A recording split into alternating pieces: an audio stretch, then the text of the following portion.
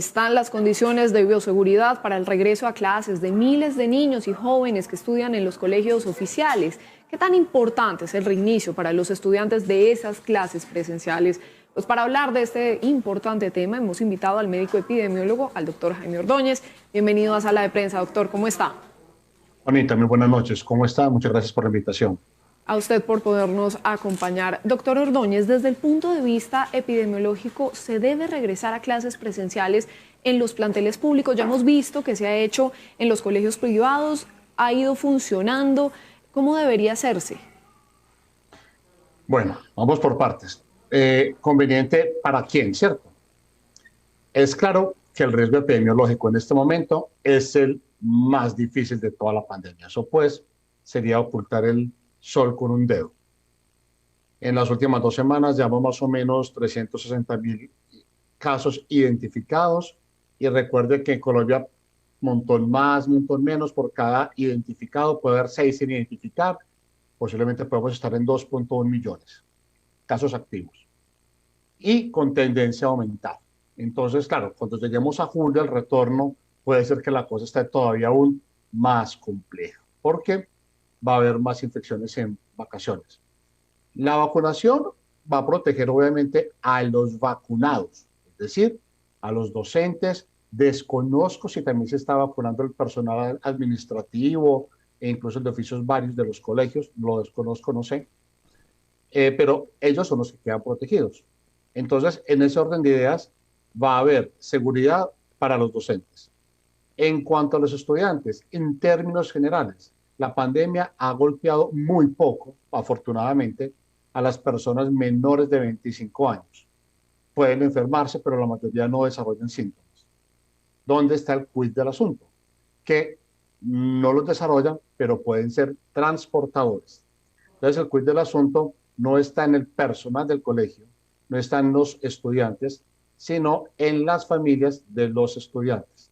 Ese es el quid del asunto desde el punto de vista epidemiológico.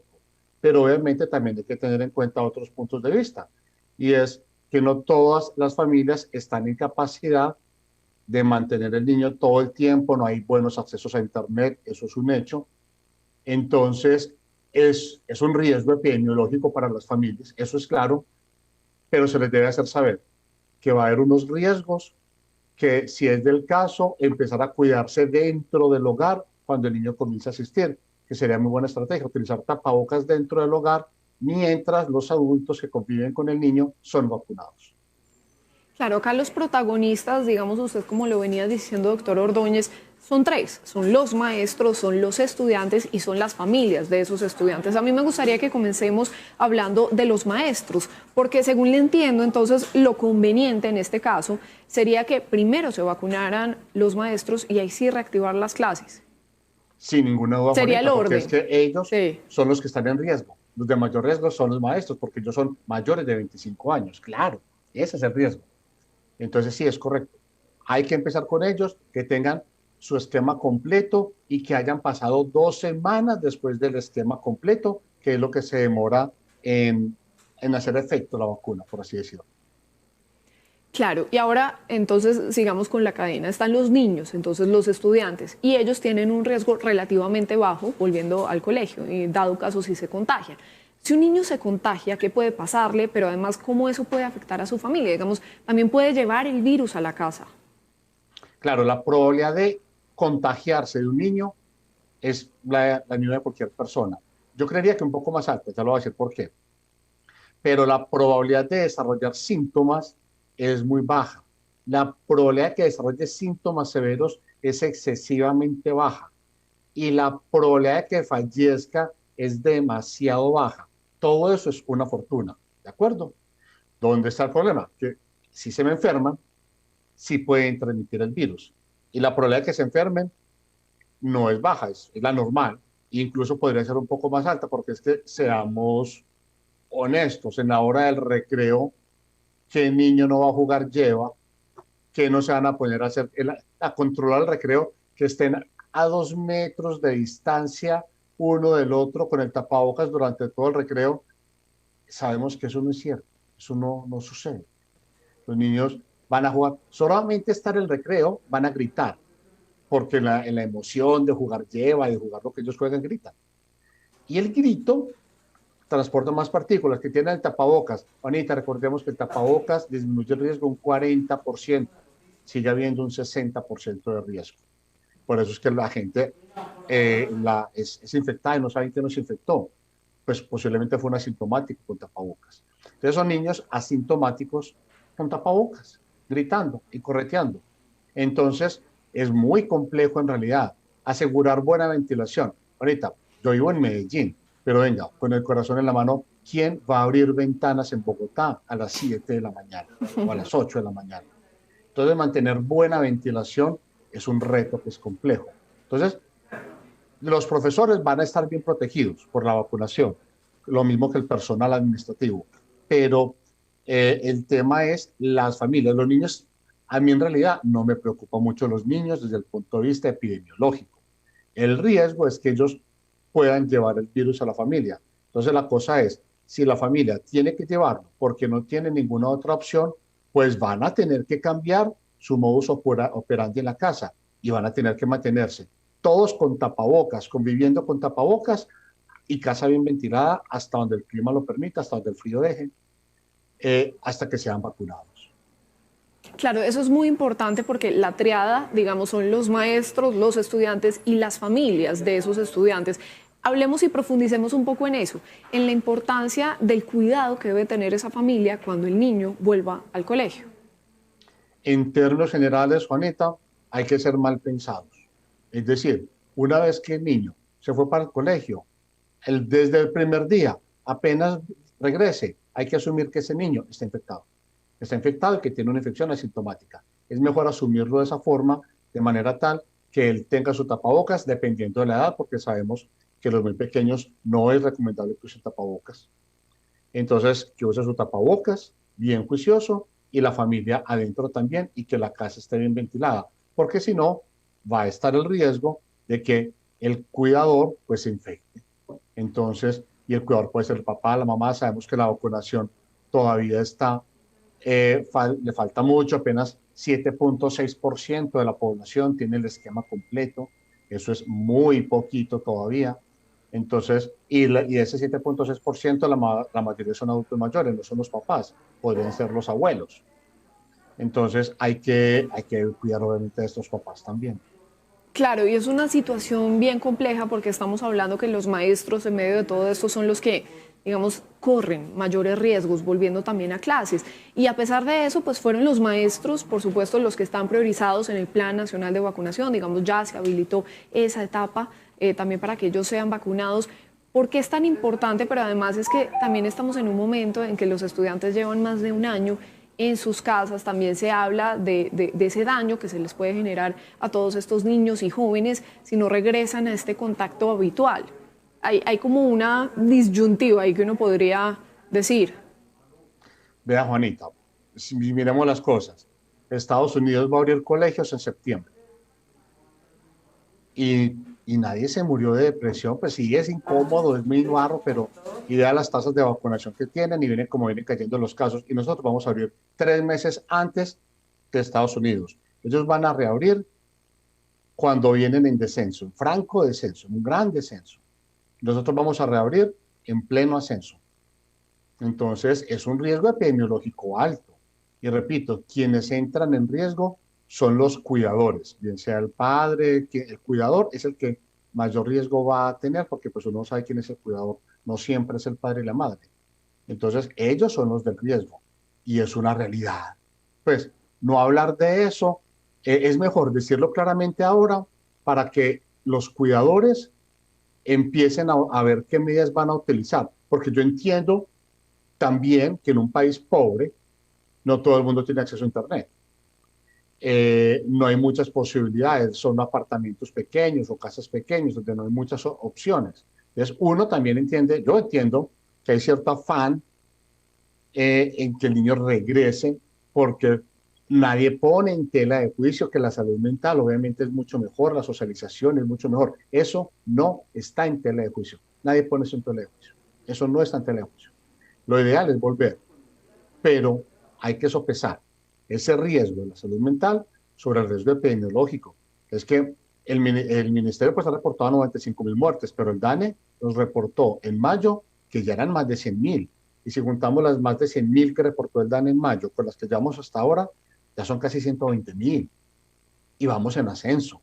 Es decir, en este momento la probabilidad de contagio es más alta que nunca antes. Entonces es una situación que se debe ser honesto y que cada familia termine tomando al interior de esa decisión para ver cómo se va a llevar, porque decir ahora que no hay riesgos es ponerlos a ellos en riesgos y hay que proteger también a esa familia para que al interior del hogar se proteja. Claro, doctor, y usted además tiene gran conocimiento, digamos, de la economía y lo social. ¿Cómo subsanar el gran atraso y las consecuencias de más de un año de encierro de todos estos niños? Bueno, complejo, pero lo primero es, ¿cómo logramos disminuir el riesgo ante la ausencia de vacunas? Aumentar el número de pruebas. Ahorita no puede ser que ayer se hicieron menos de 50.000 pruebas. Estamos en pleno ascenso y tan poquitas pruebas que se hicieron ayer. Porque era festivo. Es que los virus no saben si es festivo, no saben eso. Eso no lo sabe el virus. Es una guerra y en las guerras no hay días festivos. Entonces, tenemos que aumentar la capacidad de detección buscando asintomáticos.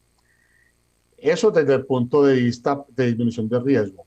¿Cómo lograr hacerlo? No, pues habría que, si la pregunta dirigida que si hay algún atraso en el proceso de educación, pues será tener o jornadas más extensas o que las vacaciones o eliminar la semana de descanso de octubre y correrse 1 o 2 semanas más y dejar la salida de año hasta, no sé, la primera semana de diciembre.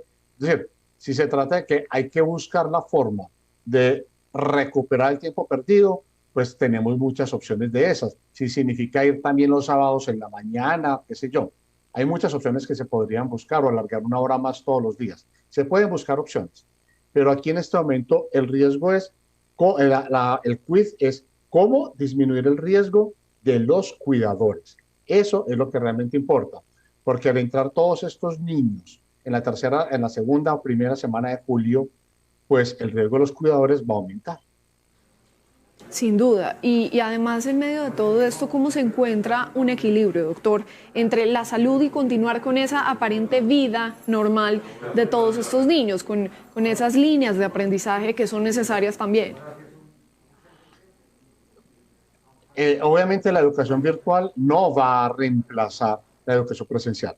Eso tampoco lo vamos a discutir. Es una discusión que no tendría sentido darla. Puede que en algunos temas de formación profesional, pero en la básica, en la primaria no, sobre todo por la importancia del relacionamiento social.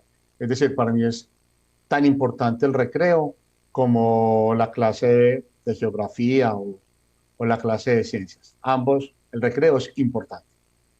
Y el tema de la socialización es fundamental. Entonces, y esto solamente se va a lograr, no es lo mismo socializar a través de la web que socializar en vivo e indirecto. Eso tampoco se pone en tela de juicio. Pero el tema aquí es que también hay un riesgo en salud. Entonces, sería muy triste que una familia que se ha cuidado durante toda la pandemia, ahora en agosto o septiembre, se infecten porque el niño les trajo la infección. Entonces, es muy complicado. Entonces, no es fácil sopesarlo. Por eso yo insisto, hay que ser transparentes con la información. Es decir, hay necesidad de tener salud mental teniendo educación presencial. Hay esa necesidad. Hay riesgos de enfermarse que se están disminuyendo en los docentes, pero falta todavía la mayoría de las familias de esos niños por ser vacunados. La mayoría, repito, son menores de 50 años y por tanto no están vacunados. Entonces, ante esa situación, cada familia debería sopesar esos riesgos, darle la oportunidad que el que no tenga otra opción que enviar al niño, pues lo envíe, pero a sabiendas de que se tiene que cuidar cuando el niño regrese del colegio. Y que si hay algunos todavía que tuviesen la oportunidad de seguirlo en la virtualidad o ir algunos días sí, ir 2 o 3 días a la semana, pues no hacerlo totalmente para tratar de disminuir el riesgo. Hay que buscar un justo medio donde la salud mental, que es tan importante, y el proceso de socialización, que es tan importante en estos niños, no sea lo único que se tenga en cuenta, sino que también se tenga en cuenta el riesgo epidemiológico, porque sería perder en un mes todo un año de haberse cuidado. Sin duda. Y así las cosas, doctor, ¿qué recomendaciones hace usted para esta reanudación académica presencial? ¿Qué tiene que tenerse para garantizarla de alguna manera? Número uno, que nada está garantizado. Ser Mm. transparentes y claros con la información. Que se está regresando al colegio porque hay necesidades, sobre todo económicas. ¿Cómo que económicas? Si es por salud mental, pues también por salud mental, pero en este caso económicas porque es que la educación también mueve una economía muy grande. ¿Cuántos cuadernos dejaron de comprarse si ya todas las tareas se hacen en Word? Entonces piensen nomás en el impacto económico tan grande de las papelerías, de los cuadernos, de los libros. Es una economía grande. La economía de los transportadores. Un año con el carro quieto, porque los transportadores viven de eso. Entonces, hay una economía grande. Piensen nomás en las cafeterías de los colegios. Entonces, hay una economía grande y esto la va a mover. Y eso es entendible. Pero esto trae unos riesgos, insisto. Entonces, tenemos que ser transparentes con la información. Se necesita mover esa parte de la economía. Se necesita salud mental, pero al mismo tiempo se necesita cuidar el riesgo epidemiológico de las familias. Por tanto, aquellas familias que puedan seguir accediendo a la educación vía virtual, pues que lo hagan. Los que no pueden, pues que envíen al niño. Pero cuando lo envíen, que quede muy claro que ese niño está regresando del colegio con un riesgo epidemiológico.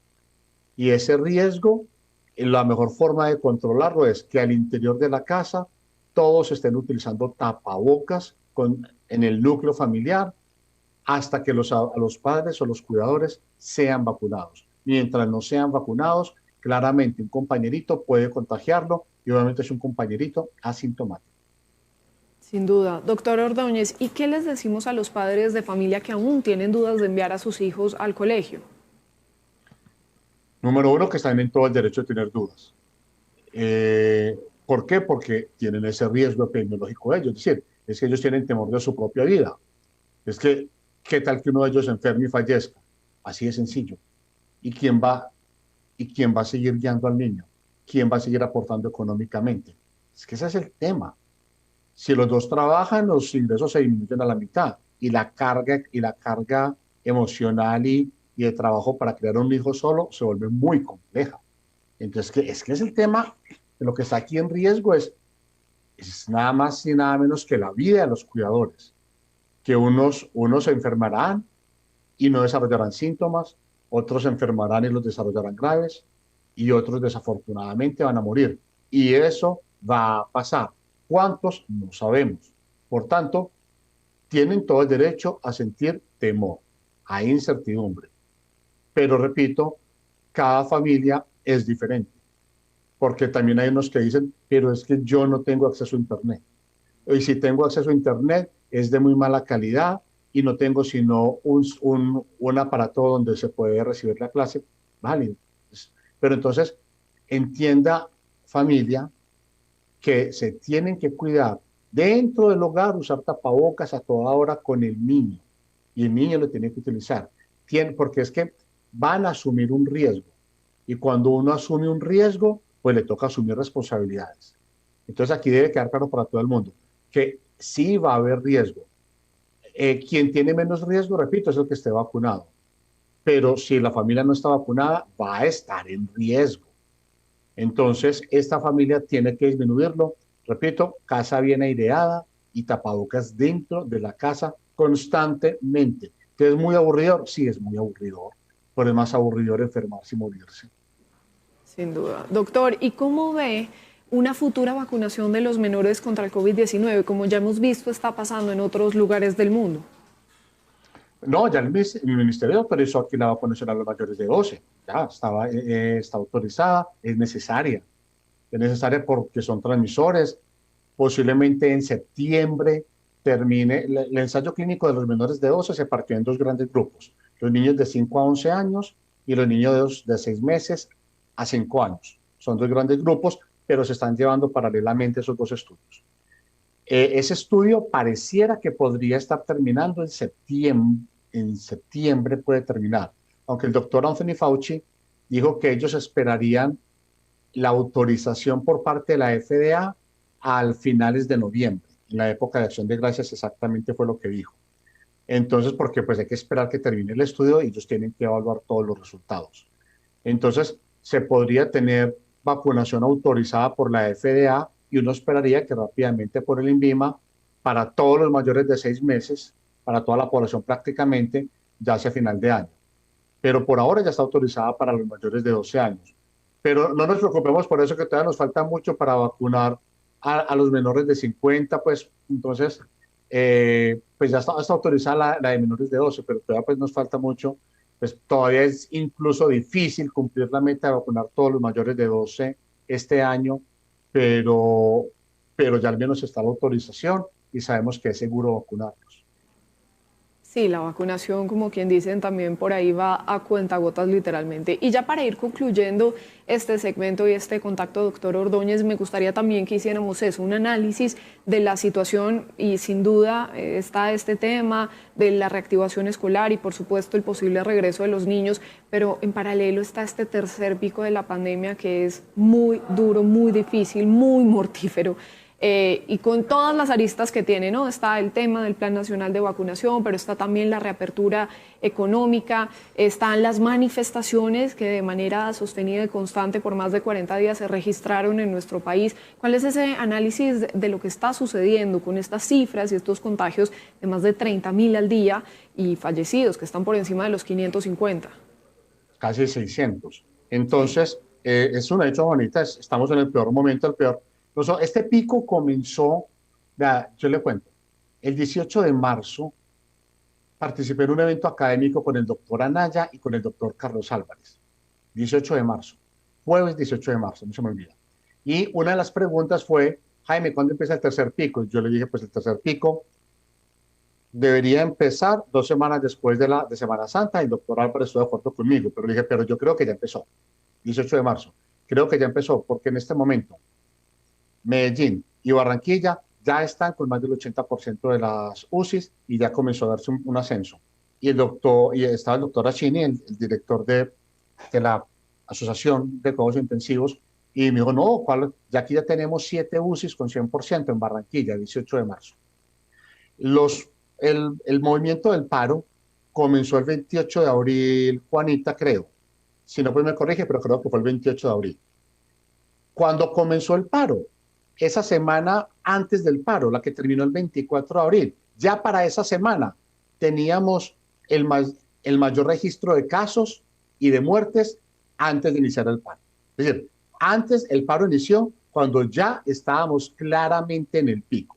Era el momento donde había la semana con mayor número de casos hasta ese momento, que luego ha sido superada. Entonces, el paro comenzó cuando ya había problemas. Y obviamente, pues el paro también ayudó a que aumentaran los problemas. Entonces aquí se juntó todo. Se juntó que llegaron las variantes nuevas, ya no las llamamos por países, las que más nos han golpeado a nosotros son la alfa y la gamma. Que tienen mayor capacidad de replicación y por tanto mayor capacidad de transmisión. En medio de eso sucedió el paro. En medio de eso sucedió la reactivación económica. En medio de eso se celebraron 4 días de la madre. En mayo, todos los domingos de mayo fueron Día de la Madre. Eh, en parte quiero declarar oficialmente mi envidia porque ya llevamos 2 domingos en junio y no se ha celebrado un solo Día del Padre. Una vez declarada esta envidia, eh, luego se nos viene Copa América. ¿Usted se imagina las rumbas donde Colombia le llegue a ganar a Argentina? Imagínense, no quisiera imaginarme eso. Entonces, y las vacaciones que no tienen no hay ninguna restricción a la movilidad. Eh, Retirar la prueba PCR para el ingreso a Colombia como obligatorio. Eso es darle una visa a la variante Delta, que es la que se había descrito primero en la India, que la variante Delta es la que está explicando ese pico que estamos observando en este momento en el Reino Unido, es la variante Delta. 75% de los aislamientos del Reino Unido son la variante Delta. y ya están otra vez con más de 50 casos por 100.000 habitantes en una semana, como venían de bien. Entonces, esto lo único que significa es que todavía vamos a seguir empeorando. Yo calculo que esta situación va a seguir subiendo constantemente, vamos a tener días de más de 600 muertes, desafortunadamente. Es posible, de hecho, que ya las tengamos, porque era lo que yo le decía ahorita. El DANE siempre, de forma 3 o 4 meses después, reporta los casos reales. Y hay un subregistro de más o menos 15-20%, que es normal, eso es normal.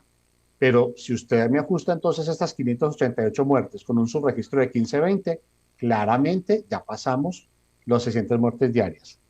Entonces vamos a seguir subiendo más o menos unas 5 semanas más. ¿Por qué 5 semanas, Juanita? Porque las vacaciones deben terminar primera, segunda semana de julio. Entonces estos que se infecten en vacaciones van a ser identificados hasta la tercera semana de julio. Esta situación tan horrible va a seguir así hasta la tercera semana de julio. Va a comenzar a disminuir más o menos después de la tercera, pero no muy rápido, es despacio. Esto no es como los picos anteriores que subió rápido, aquí va a bajar muy despacio. Es decir, las 2 últimas semanas de julio serán semanas una podrá ser de 520 muertes diarias en promedio, la otra bajará a 480 y va a ser un descenso muy, muy lento. Es decir, estos valores que se están viendo en Europa, y quiero aclarar, no es que sea una maravilla lo que estamos viendo en Europa, pero obviamente es mucho mejor que lo que tenemos nosotros. Estos valores que se están viendo en Europa los podremos observar aquí más o menos hacia la última semana de noviembre, es decir, en unos 5 meses.